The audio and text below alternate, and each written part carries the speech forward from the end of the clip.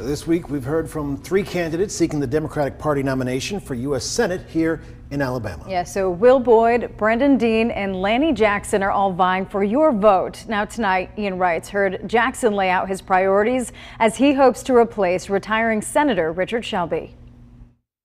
Well, today we finish up our conversations with members of the Democratic Party, hoping to win their party's nomination for U.S. Senate. Lanny Jackson says he's spent his entire adult life helping others, and he wants to take that same mission to the U.S. Senate. He says what happened in Washington when Congress met to count electoral votes is what drew him into this race. The thing that hit me first was the insurrection on January 6th. I served 21 years in the United States Army. I swore to defend the Constitution of this country. I still can be called back on active duty because I'm retired.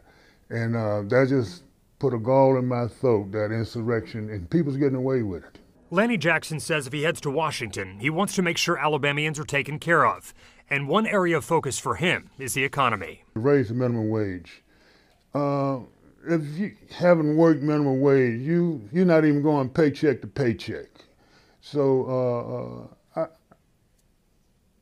my last job before I retired, we had people working just above the minimum wage.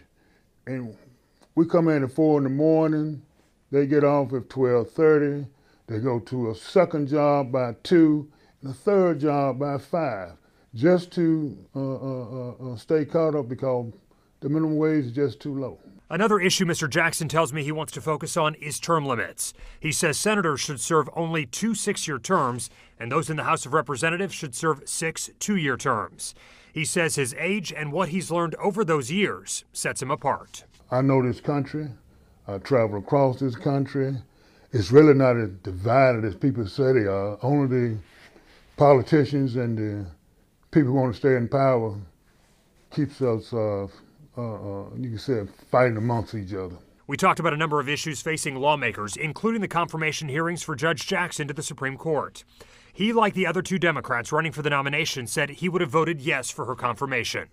On the topic of replacing Richard Shelby, he says it doesn't matter how much money is sent back if it's not being used appropriately, something he says he wants to address. He also brought up voter rights as an area where he wants to spend some time. We have an old saying in our community, when you dig a ditch for me, dig a ditch for yourself, because eventually that same ditch you dig for me will be a trap for you. So we need to get voting right.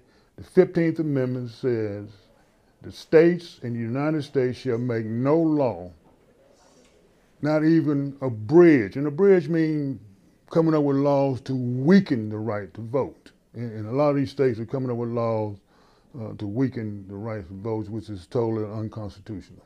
We're going to hear from GOP candidates hoping to win their party's nomination in May. I'm Ian Wrights, WVTM 13 News.